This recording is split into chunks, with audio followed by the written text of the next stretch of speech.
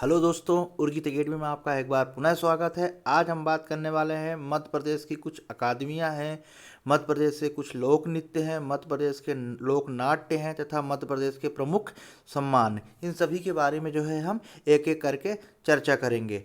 दोस्तों, अभी तक जिन्होंने चैनल को सब्सक्राइब नहीं किया है वो चैनल को सब्सक्राइब करें, साथ ही साथ बेल आइकन को जरूर प्रेस करें, जिससे मेरे द्वारा बनाए गए बहुमूल्य वीडियो का नोटिफिकेशन आपको आपके पास समय पर पहुंचे। तो चलिए दोस्तों, हम शुरू करते हैं।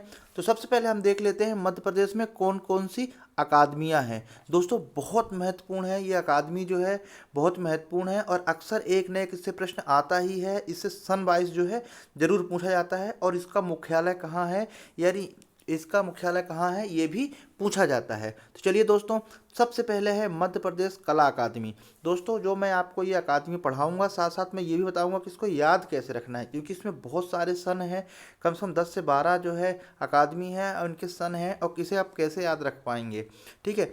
और साथ ही साथ जब दोस्तों हम एग्ज़ाम देते हैं तो उसमें जो है सन याद करने में और जो आप हम ऑप्शन लगाते हैं उसमें अक्सर जो है डाउट रहता है, उसको भी जो है हम क्लियर करेंगे। तो चलिए दोस्तों, सबसे पहले जो है मध्य प्रदेश कला अकादमी। दोस्तों, मध्य प्रदेश कला अकादमी परिषद की स्थापना 1952 में की गई थी, है ना। 1952 में मध्य प्रदेश कला अकादमी की स्थापना की गई थी। दोस्तों, उस समय पर जो है मध्य प्रदेश बना भी नहीं था, लेकिन जो अकादमी की स्थापना जो है उसी समय मध्य प्रदेश में कर दी गई थी।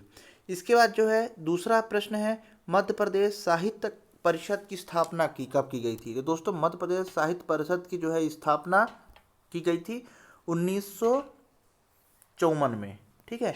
पहले हम पढ़ लेते हैं पूरा और देख लेते हैं कौन कौन सी अकादमियाँ हैं, इसके भी कैसे याद रखेंगे मैं वो भी आपको बताऊंगा।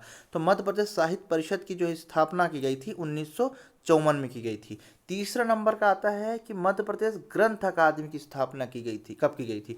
दोस्तों, मध्य प्रदेश जो हिंदी ग्रंथ अकादमी है उसकी स्थापना 1969 में यानी 69 में की गई थी। दोस्तों, मध्य प्रदेश ग्रंथ अकादमी बहुत सारी जो है हिंदी की किताबें, हिंदी संबंधित किताबें छापता है, साथ ही साथ प्रतियोगिताएं परीक्षाओं की बहुत सारी किताबें जो है इसके माध्यम से छपती है। इसके बाद जो चौथा प्रश्न है, मध्य प्रदेश सिंधी अकादमी की स्थापना कब की गई थी। दोस्तों, मध्य प्रदेश सिंधी अकादमी की स्थापना 1983 में की गई थी। कब की गई थी? 1983 में की गई थी। पांचवा प्रश्न है, मध्य प्रदेश में कालिदास अकादमी का गठन कब किया गया था। तो दोस्तों, मध्य प्रदेश में जो कालिदास अकादमी का गठन किया गया था 1977 में।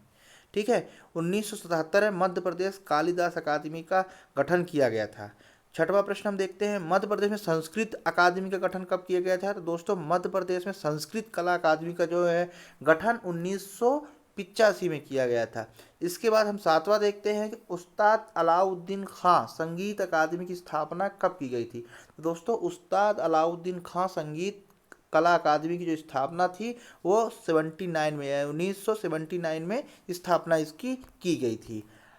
इसके बाद जो है हम अगला देखते हैं, मध्य प्रदेश उर्दू अकादमी की स्थापना कब की गई थी। तो दोस्तों, मध्य प्रदेश में उर्दू अकादमी की स्थापना 1976 में की गई थी। अगला प्रश्न हम देखते हैं, मध्य प्रदेश तुलसी कला अकादमी का गठन कब किया गया था। तो दोस्तों, मध्य प्रदेश में तुलसी कला अकादमी की जो गठन है वो 1987 में किया गया था। कब कब किया गया था? 1987 में तुलसी अकादमी का गठन किया गया था। अगला हम देख लेते हैं, मध्य प्रदेश में आदिवासी लोक कला परिषद का गठन कब किया गया था। तो दोस्तों, मध्य प्रदेश में आदिवासी लोक कला परिषद का जो है गठन 1980 में किया गया था। अगला प्रश्न हम देखते हैं, भारत भवन की स्थापना कब की गई थी। दोस्तों, भारत भवन की स्थापना की गई थी 13 फरवरी 1982 में। दोस्तों, बहुत महत्वपूर्ण है, कई बार प्रश्नों में आया हुआ है और ये पूरा आया हुआ है। 13 फरवरी भी आपको याद रखना है, क्योंकि 13 फरवरी, 14 फरवरी, 15, 16 इस तरह से ऑप्शन में आता है, तो आपको 13 फरवरी भी याद रहना चाहिए। इसका आखिरी जो प्रश्न है, पुरातत्व अभिलेख एवं संग्रहालय की स्थापना कब की गई थी। तो पुरातत्व अभिलेखागार एवं संग्रहालय की स्थापना 1956 में की गई थी। कब की गई थी? 1956 में। दोस्तों, जितनी भी ये अकादमियों के बारे में हमने बात की, इन सभी का मुख्यालय भोपाल में है। ठीक है, आपको अलग से कुछ याद करने की जरूरत नहीं है। इन सभी कला अकादमियों का जो मुख्यालय है वो है भोपाल है। अब चलिए हम देख लेते हैं कि इसको याद कैसे रखा जाए। तो दोस्तों, सबसे पहले इसको देखिए, कोई भी चीज़ है अगर आप उसको लटकाना है तो एक बेस तो देना पड़ेगा। हवा में तो वो चीज़ अटक नहीं पाएगी, इसलिए इसको जो है एक बेस देना पड़ेगा। तो जैसे हम लोग इमेजिन करते हैं कि सबसे पहले अगर कोई चीज़ होती तो कला आई, है ना। कला आई यानी 1952 में कला जब आ गई तो हमने उसमें साहित्य लिखा, ठीक है। तो 1954 हो गया। इसका जब साहित्य हमने लिखा तो साहित्य किस में लिखा, हमने साहित्य लिखा हिंदी में, यानी 69। अगला जो है 69 है, तो हमने साहित्य किस में लिखा, हिंदी में लिखा 69 में। इसके बाद और उसी साहित्य को हमने उर्दू में भी लिखा, यानी जो अगला है उर्दू कब है, इसमें अलग मैंने कर दिया है, उर्दू 76 में। यानी 69 में जो है आप देख पा रहे होंगे कि 69 में हिंदी ग्रंथ अकादमी का गठन किया गया। वहीं जो है अगला इसके याद रखने के मैं तरीके बता रहा हूँ आपको। मध्य प्रदेश उर्दू अकादमी जो है 1976 में गठित की गई, यानी हमने जो साहित्य लिखा वो हिंदी में लिखा, यानी 69 में लिखा और 76 में लिखा, ठीक है। इसके बाद जो है कालिदास अकादमी आई, यानी कालिदास जी आए और उन्होंने जो है कालिदास आए। इसके बाद फिर कालिदास के साथ साथ अलाउद्दीन खां भी आ गए, यानी 2 साल बाद अलाउद्दीन खां भी आ गए 1979 में। इसके बाद जो है सिंधी अकादमी आई 83 में, और 85 में क्या आ गए, संस्कृत अकादमी आ गई, ठीक। और तुलसी अकादमी को आप एक बार अलग से याद रख सकते हैं। तो दोस्तों इस तरह से थोड़ा सा आप लटका के उसको जो है इस तरह से आप जो है एक दूसरे को कॉम्बिनेशन बना के आप याद रख सकते हैं। यानी कि सबसे पहले कला आई, यानी कला परिषद अकादमी गठन किया गया 1952 में। इसके बाद जो है साहित्य परिषद गठन किया गया 1954 में। इसके बाद हिंदी आई, यानी हिंदी ग्रंथ अकादमी की स्थापना की गई 1969 में। इसके बाद कुछ दिनों बाद ही फिर क्या है, उर्दू आई, तो उर्दू अकादमी का भी गठन कर दिया गया 1976 में। 77 में कालिदास अकादमी का गठन कर दिया गया। इसके 2 साल बाद ही जो है अलाउद्दीन खां जी आ गए और उनकी अकादमी का गठन कर दिया गया 79 में, ठीक है। अब इसके बाद 83 में सिंधी अकादमी आई, 85 में संस्कृत आई और 87 में जो है तुलसी अकादमी का गठन किया गया। अब यहाँ पर 2 चीज़ है जो यहाँ पे थर्ड नंबर आप देख रहे हैं। थर्ड नंबर ये कि मध्य प्रदेश आदिवासी लोक कला परिषद गठन 80 में, ये आपको ये अलग से करना है। भारत भवन और 5वां नंबर यानी 3, 4, 5 ये आपको अलग से याद रखना पड़ेगा, ठीक है।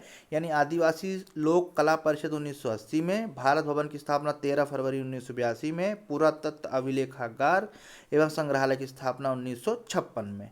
तो इस तरह से जो है आप इसको याद रख सकते हैं। चलिए दोस्तों, काफ़ी महत्वपूर्ण है। एक ना एक अकादमी हर प्रतिवर्ष एग्जाम में, चाहे व्यापम का हो चाहे पीसीएस का हो, उसमें जरूर आता है। अब हम अगला देख लेते हैं, मध्य प्रदेश में लोक नृत्य। दोस्तों एक लोक नृत्य होता है, एक लोक नाट्य होता है, दोनों में क्या अंतर है। तो लोक नृत्य जैसे समझ में आ रहा है, इसमें डांस किया जाता है। जो लोक नाट्य होता है तो एक प्रकार का मंचन होता है, ठीक है, मंच पे जो है इसको परफॉर्म किया जाता है। तो सबसे पहले हम देख रहे हैं लोक नृत्य। तो दोस्तों बहुत तरह के नृत्य हैं, ठीक है, और काफ़ी महत्वपूर्ण नृत्य हैं। अक्सर प्रश्न जो है आता हुआ, और जो मैं पहला नृत्य पढ़ने जा रहा हूँ बंधाई, ये नृत्य एमपीपीएससी में आया हुआ है, ठीक है। तो सबसे पहले हम देख लेते हैं बंधाई। ये दोस्तों क्या है, बधाई एक प्रकार का नृत्य है, ना कि गीत नहीं है, ध्यान रखिएगा, है ना। बधाई एक प्रकार का नृत्य है जो बुंदेलखंड के क्षेत्रों में खुशी के अवसर पर जो है ये नृत्य किया जाता है। जैसे कि किसी के जन्मदिन है या पुत्र की प्राप्ति, इस टाइप का जो संतान की प्राप्ति, इस टाइप के उसमें जो है अवसरों में जो है ये बधाई नृत्य जो है किया जाता है बुंदेलखंड क्षेत्र में। कहाँ, बुंदेलखंड क्षेत्र में। इसके बाद इसी में राई नृत्य भी है, ठीक है, बुंदेलखंड में ही बधाई और राई दोनों नृत्य किया जाता है। अगला हम देखते हैं चटकोरा नृत्य, ठीक है। इसमें बहुत सारे नृत्य ऐसे होंगे जो किसी न किसी जनजाति द्वारा किया जाता है, काफ़ी महत्वपूर्ण है। जो जनजातियों से जो क्वेश्चन आता है अक्सर इनमें से एक न एक प्रश्न जो है उससे आता है। पिछले साल ही जो इसके जो प्रीवियस ईयर में एग्जाम हुआ, चटकोरा नृत्य के बारे में पूछा गया था। तो दोस्तों जो चटकोरा नृत्य होता है वो कोरकू जनजाति द्वारा किया जाता है, ठीक है, कोरकू जनजाति द्वारा किया जाता है। अभी कोरकू जनजाति कहाँ पाई जाती है दोस्तों, जैसे कि मैंने आपको सभी जनजातियों के बारे में वीडियो बनाया है और ये अकेडमी में अपलोड है, आप वहाँ जाके देख सकते हैं। तो दोस्तों जो कोरकू जनजाति है वो मध्य प्रदेश के दक्षिण भाग में पाई जाती है, यानी होशंगाबाद, हरदा, बैतूल वाले क्षेत्र में जो है कोरकू जनजाति पाई जाती है, ठीक है। भील जनजाति कहाँ पाई जाती है, भील पाई जाती है मध्य प्रदेश के पश्चिमी क्षेत्र में, यानी धार, झाबुआ, अलीराजपुर, यहाँ भील जनजाति पाई जाती है। बैगा जनजाति कहाँ पाई जाती है दोस्तों, मध्य प्रदेश के पूर्वी क्षेत्र में, यानी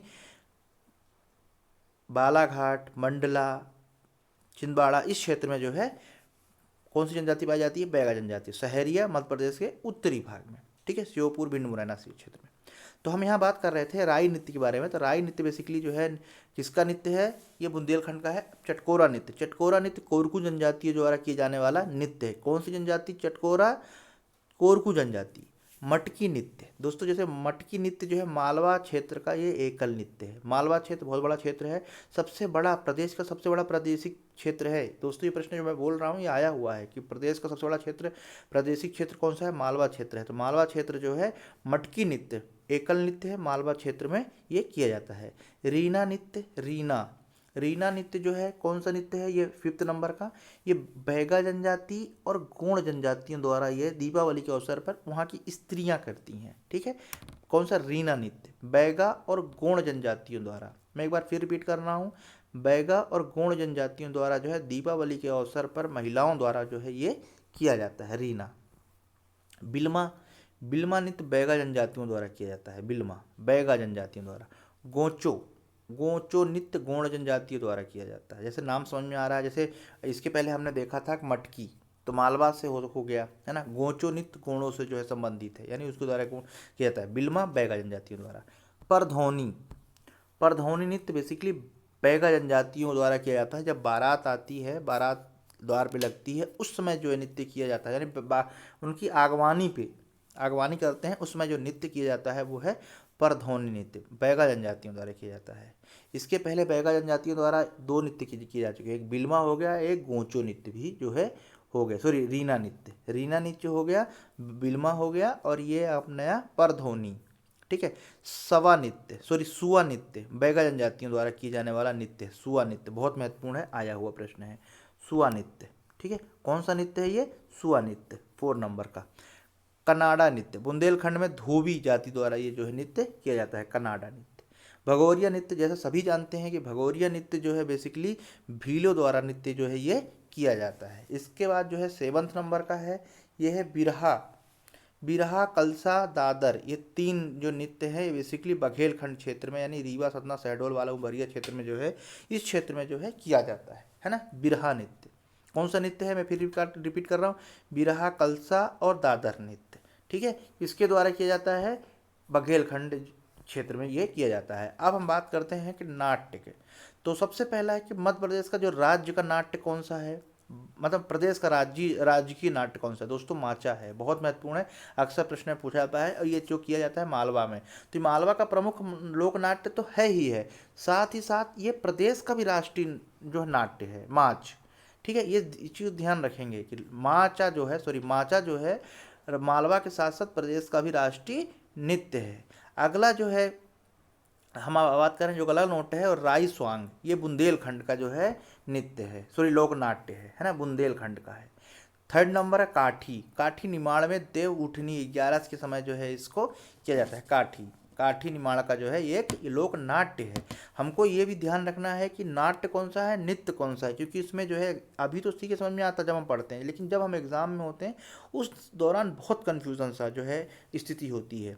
तो काठी बेसिकली जो है लोक नाट्य है, निमाड़ क्षेत्र में देव उठनी 11 के समय जो है इसको किया जाता है। छाहुर, ये बघेलखंड का लोक नाट्य है, बघेलखंड का। ढोला मारू बेसिकली जो है राजस्थान वाला जो क्षेत्र है, जो उसकी सीमा जुड़ी है, वहाँ की जो सीमावर्ती जो क्षेत्र हैं, जिले हैं, उस क्षेत्र में जो है ये ढोला मारू नृत्य किया जाता है।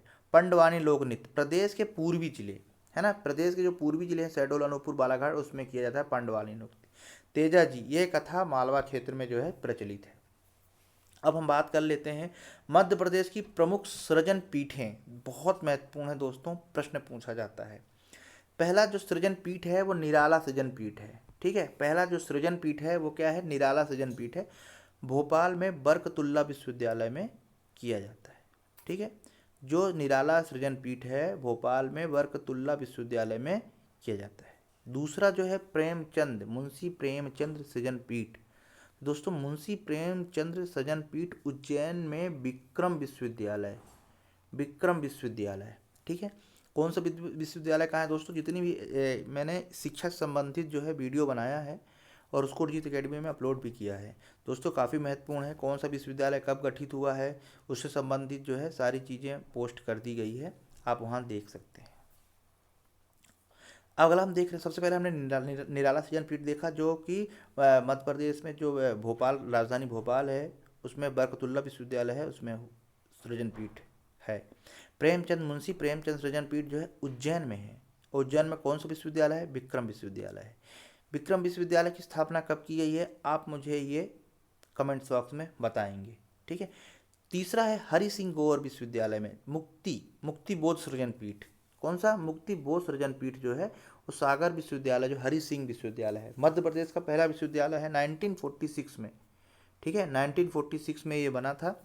इसे सेंट्रल यूनिवर्सिटी का दर्जा भी जो है दिया गया है 2009 में, ठीक है। तो ये मुक्ति बोध सृजन पीठ बेसिकली सागर में हरि सिंह विश्वविद्यालय में ये होता है। सुभद्रा कुमारी चौहान जो सृजन पीठ है वो कहाँ? जबलपुर में। कहाँ? जबलपुर में, दुर्गावती में, है ना, दुर्गावती। सुभद्रा कुमारी चौहान जबलपुर में। बाल साहित्य सृजन पीठ भोपाल में, है ना, बाल साहित्य पीठ जो है भोपाल में। सुभद्रा कुमारी चौहान कहाँ है? जबलपुर में। तो इस तरह से 5 सृजन पीठें हैं। मैं एक बार फिर रिपीट कर देता हूँ। निराला सृजन पीठ भोपाल के बरकतुल्ला में, मुंशी प्रेमचंद सृजन पीठ उज्जैन के विक्रम विश्वविद्यालय में, मुक्ति बोध सृजन पीठ सागर हरि सिंह गौर विश्वविद्यालय में, सुभद्रा कुमारी चौहान जबलपुर में, और बाल साहित्य सृजन पीठ जो है भोपाल में। दोस्तों काफ़ी महत्वपूर्ण है। अब हम अगला देखते हैं कि मध्य प्रदेश में कौन कौन से सम्मान हैं। प्रमुख सम्मान लिए हैं मैंने, है ना, प्रमुख सम्मान जो है इसके तहत मैंने लिए हैं। तो चलिए हम देखते हैं। जो सबसे पहला सम्मान है वो महात्मा गांधी सम्मान है। महात्मा गांधी सम्मान, यह सम्मान 95 में, है ना, 1995 जो गांधी दर्शन है, उनकी विचारधारा है महात्मा गांधी के, उसके अनुरूप, यानी जैसा वो चाहते हैं उस तरह अगर कोई कार्य संस्था करती है, ये किसी संस्था को दिया जाता है, व्यक्ति को नहीं दिया जाता। इसमें सबसे खासियत है, संस्था को दिया जाता है ना, संस्था को दिए जाने वाला ये सम्मान है। तो महात्मा गांधी जो सम्मान है वो ये 1995 में किसी संस्था को दिए जाने, उनके दर्शन के अनुसार जो कार्य करता है, संस्था करती है कार्य, उसको दिया जाता है। यह सम्मान के तहत इस राशि में 10 लाख रुपए दिए जाते हैं। पहला सम्मान इंदौर की कस्तूरबा गांधी स्मारक ट्रस्ट को दिया गया है, ठीक है। महात्मा गांधी सम्मान 1995 10 लाख रुपए दिया जाता है, और जो गांधी दर्शन का रूप कार्य करता है उसको दिया जाता है, ठीक है। अगला जो है कबीर सम्मान। दोस्तों कबीर सम्मान, तो कबीर सम्मान जो है 1996 में 1986-87 में स्थापित किया गया। यह भारतीय कविता के क्षेत्र में दिया जाता है। 3 लाख रुपए इसमें राशि जो है, और साथ में प्रशस्ति पत्र और 2 चीज़ें जो है दी जाती हैं, पर राशि जो बेसिकली जो पूछी जाती है वो 3 लाख रुपए है, ठीक है। यानी भारतीय कविता के लिए दिया जाता है कबीर सम्मान। अगला देखते हैं तानसेन सम्मान। दोस्तों तानसेन सम्मान हम जहाँ पर जानते हैं प्रतिवर्ष तानसेन समारोह जो है ग्वालियर जिले में मनाया जाता है, क्योंकि बेसिकली तानसेन जो है ध्रुपद गायक थे, और वह बहुत ही महत्वपूर्ण उनका जो है उनकी समाधि है, और समाधि के पास में जो है तानसेन समारोह प्रतिवर्ष मनाते हैं।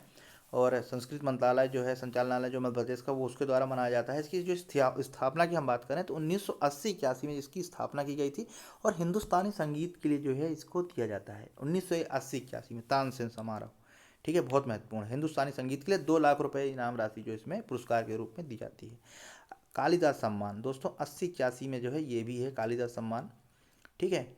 कालिदास सम्मान 1980-81 में स्थापित किया गया था। 4 क्षेत्रों में इसको दिया जाता है, ठीक है। 4 क्षेत्र में इसको स्थान मतलब दिया जाता है। शास्त्रीय संगीत, शास्त्रीय नृत्य, रंगकर्म और रूपांकर कलाओं के लिए जो है ये दिया जाता है। 2 लाख रुपए इसके तहत इनाम राशि दी जाती है ना। कालिदास सम्मान की हम बात कर रहे हैं 80-81 में। चार क्षेत्रों में कौन कौन से? शास्त्रीय संगीत, शास्त्रीय नृत्य, रंगकर्म और रूपांकर कलाओं के लिए। तुलसी सम्मान, तुलसी सम्मान दिया जाता है दोस्तों, ये 83-84 से स्टार्ट हुआ है, और यह सम्मान आदिवासी लोक और पारंपरिक कलाओं के लिए, है ना, आदिवासी लोक व पारंपरिक कलाओं के क्षेत्र में जो है ये दिया जाता है। 2 लाख रुपए इसके तहत जो है राशि दी जाती है। अगला हम देखते हैं इकबाल सम्मान। दोस्तों ये 1986-87 में स्थापित किया गया है। उर्दू साहित्य के लिए जो है इसको दिया जाता है। 2 लाख रुपए की इसके तहत राशि दी जाती है ना, 2 लाख रुपए की राशि इसके तहत दी जाती है। किशोर सम्मान जो है दोस्तों फिल्म जगत क्षेत्र में दिया जाता है ना, जो डायरेक्टर होते हैं, अभिनय, ये सब के लिए जो है किशोर कुमार सम्मान दिया जाता है। 1987 से 98 में जो है इसको दिया गया था। इसके पहले हमने तुलसी सम्मान पढ़ा, है ना, सॉरी इकबाल सम्मान पढ़ा 86-87 में। जस्ट उसके साथ बाद में जो है इसको किशोर सम्मान 87-88 में दिया जाता है। 2 लाख रुपए इसके तहत भी राशि दी जाती है। अगला सम्मान है कुमार गंधर्व सम्मान। है ना।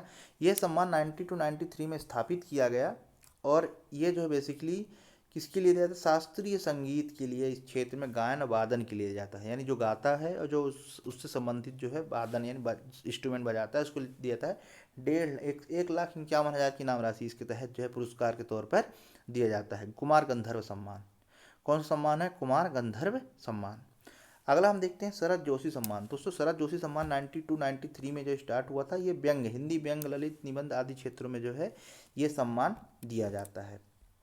तो इस तरह से दोस्तों ये महत्वपूर्ण टॉपिक समाप्त हुआ, यानी हमने सम्मान की बात की, महात्मा गांधी सम्मान हो, कबीरदास सम्मान कबीर सम्मान हो, तानसेन, तुलसीदास ने तुलसी सम्मान, कालिदास, इकबाल, किशोर कुमार गंधर्व, शरद जोशी सम्मान। इस तरह से ये सारे सम्मान महत्वपूर्ण हैं, इनकी सन बहुत महत्वपूर्ण है, इनकी नाम राशि बहुत महत्वपूर्ण है और किस क्षेत्र में दिया जाता है ये बहुत ही महत्वपूर्ण है। तो उम्मीद करता हूँ आप लोगों को ये वीडियो पसंद आया होगा और आप लोगों के लिए काफ़ी लाभकारी होगा। ये इससे अक्सर जो है प्रश्न प्रीवियस ईयर में आए हुए भी हुए हैं, चाहे व्यापम के ग्रुप 2 मतलब कि व्यापम में किसी भी एग्ज़ाम में हो, साथ साथ पीसीएस में हो, आए हुए प्रश्न हैं। तो दोस्तों पढ़ते रहिए। अगर आपको लगता है कि मुझे किसी और टॉपिक पे वीडियो बनाना चाहिए तो आप मुझे कमेंट्स बॉक्स में ज़रूर बताएं, मैं उस पर ज़रूर वीडियो बनाऊंगा। पढ़ते रहिए। नमस्कार।